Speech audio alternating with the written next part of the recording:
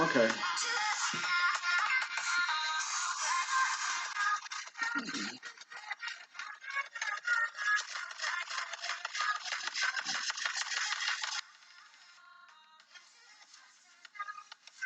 Okay, that's enough of that. All right, let's get into it. A little copyright, non-copyright music right there. So this is gonna be my last movie review for tonight. Um, one of the last films that I checked out today. I got to get at it some more and watch some more films. I got a lot of catching up to do. I got a lot of work to do. So, with that being said, let's go and get into it. So, this film came out, which I did not know, in the year of 2017.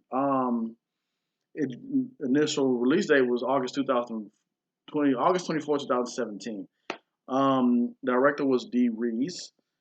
Um, Not had nominations for Academy Award for Best Writing Adapted Screenplay. Wow, and other awards. Wow, okay. Independent Spirit Robert Altman Award. Okay, good, dope. So this movie got a 7.4 out of 10 on IMDb, 97% on Rotten Tomatoes, and 85% on Metacritic. What is this film called? It is called Mudbound. So let's look at the cast real quick.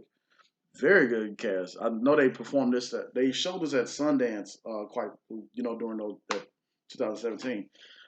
So let's go ahead and get into it. Garrett Hedlund, Carrie Mulligan, Mary J. Blige. What?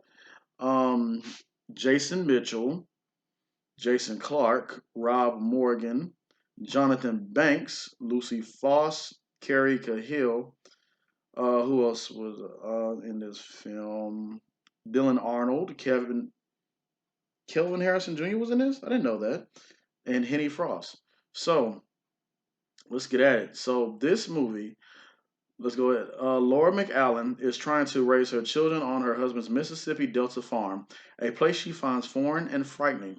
In the midst of the family struggles, two young men return from the war to work the land. Jamie McAllen, Lauren's brother-in-law, is everything her husband is not, charming and handsome, but he is haunted by his memories of combat. Ronzel Jackson, eldest son of the black sharecroppers who live on the McAllen farm, now battles the prejudice in the Jim Crow South. What to say about this film? So I'm gonna go ahead and flat out and say that this film was great. I enjoyed every from the beginning to the end. I enjoyed it. Um, they did deal with some prejudice. Sorry, I'm sorry, got doggone damn bugs getting in here. Anyways, I can't edit that out. I told myself I'm not editing anything out. So lost my train of thought for a minute. Like, so, anyways, so yeah, so they're dealing with prejudice on this farm. So what happens is that the wife of the farm of the Delta farmer, I forgot his name already, but pretty much what happened is that he is a hardworking man. He's just wants to provide for his family, his two little girls. Of course, he has his racist father, and then he's trying, and his brother winds up going off to war or whatever, and he loves his brother so much, so proud of his brother. However, so he had a nice place with from before they moved out to Mississippi. And he tells his wife at the very last minute, after they, do dance with no pants, that he winds up purchasing a farm in Mississippi at the last minute. And she's like, she doesn't know about that. The deal was that he was supposed to have the farm, make some money off of that, but he also purchased a house that he did not get in writing, that a guy swindled him. He gave him $100. They shook on it. Then he went on about his way. When he finally gets down to Mississippi, the guy that he shook hands with already sold the house to somebody a couple weeks ago, and so now it's like, what to do with my family? What you're gonna do is go down to the farm that you purchased as well, and you're gonna live there, and it's money. and it's not what it's all cracked up to be. So you're kind of like stuck like Chuck because you sold your house on where you're already staying at. You're kind of screwed up. So where you're gonna stay at? You're gonna stay at the farm. So that causes plenty of problems. You was expecting this you had expected this great deal that you had. You're gonna live on the farm and make money that way, and also stay off the farm, and have the people who lives on the farm do some of the majority of the work for you. But it didn't pan out that way, so you and your family kind of stuck like Chuck in a way, which sucks. But it is what it is. So, with that happening, his brother, who was going to send off into World War II. Also, what's going on is that the black family, Mary J. Blige and the husband, I forgot his name already, they're on that farm and they're supposed to be doing work for the Caucasian guy who is pretty much is owner of that farm. So their oldest son is going off to war too. So you got two families that one worked for the other, and both people from their families going off to war. And they come back, and now finally the war is won. They come back, and now they're trying the son and the brother. They're both, of course, both one white, Caucasian, and the other is black. They're trying to adjust to everyday life now when they finally make it back.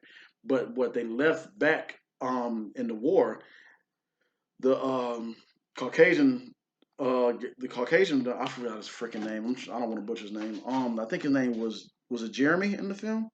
Yeah, it was it was Jeremy in the film, the Caucasian guy. He had a crazy experience that causes PTSD. He's pretty much in the fighter jet. He's in the fighter jet. He's sitting there trying to fly, and the guy sitting right next to him, boom, gets his head blown off. So yeah, you're gonna be thrown off from that. And so he's trying to adjust with that. So he's always drinking, always smoking. He's dealing with PTSD, which is something that you don't want to deal with, especially when you come back from war. You're trying to adjust to everyday life, and you're just not quite adjusted. So, um, also with Ronzel, the black family, his son, the main son, he had a great life over there. He was always about fighting. They, over there it's different. They look at them as heroes, which they are.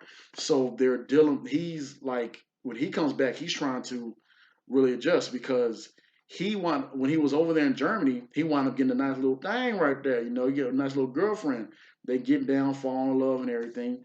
Little did he find out later on is that he actually has a son from her, and so it's like his whole life is over there, and he's just trying to adjust now. One area where you come from, you're a hero, you admired by your peers and everyone. Then you're coming back to the South where it's just people don't like you. They don't care that you were this war hero or whatever. They just see your skin color. That's all they see, and it stirs up some problems that he's trying to adjust, and he's not quite adjusting himself. So later on in the film, um, the uh, I'm sorry, I'm losing his name. Later on in the film, what's his name? Um, Henry, who was the farm owner, his dad, played by Jonathan Banks, very good actors by the way. His dad, Jonathan Banks, is racist. Like I'm talking about in Mississippi, the South, he's a part of the KKK group. So we're getting into some spoilers now. Yeah, he's a part of the KKK. He always dropping saying N word this, N word that. Ain't no N word did this in the war, which he really did. So yeah, he's scum of the earth. And so his son Jamie, the Caucasian guy who's also been in the war, and like I said, the son Ronzel, black guy, who both of them went to war. They wound up meeting each other, and they become real good friends, which is dope. Cool to hang out, drink together, smoke, talk about the war, having jokes and everything. Um, they wound up becoming real cool, and they always hang out. And Jamie has a truck, and they always hanging out in the truck or drinking or going off somewhere. James Ronzel winds up getting the letter, and it shows that he has a family from Germany with the little boy and the wife. And so um, Jonathan Banks' character, who is very racist, winds up getting in the truck, and he sees that picture. Now this is headed towards the end of the movie. and he gets his KKK buddies. They wind up getting a hold of Ronzel, and that's when it's getting towards the middle end of the movie. I don't want to spoil that for you guys um, to see what happens. Basically, I kind of basically did tell you the majority of what the film is about, of course, but I want you to see what happens throughout the film. What happens here, what happens there, who did what. But overall, it's a great film, and I believe that for those who have not seen this film, I think you will enjoy it. It took me a minute to watch the film because when I saw what it was about, I was telling myself I don't want to be depressed. I didn't want to. I wanted to see some action and comedy, but I actually finally got a chance to sit down and watch this film, and it is a damn good film, and I know you guys will enjoy it. Anyways, Mudbound. Have you seen it? If you have seen it, comment below. Let's talk about it. Let's discuss what was your favorite part of it. What was your least favorite part of it, and let's talk about it. But I think you guys will enjoy it. So, anyways, until next time, be safe out there, please, with this whole COVID thing.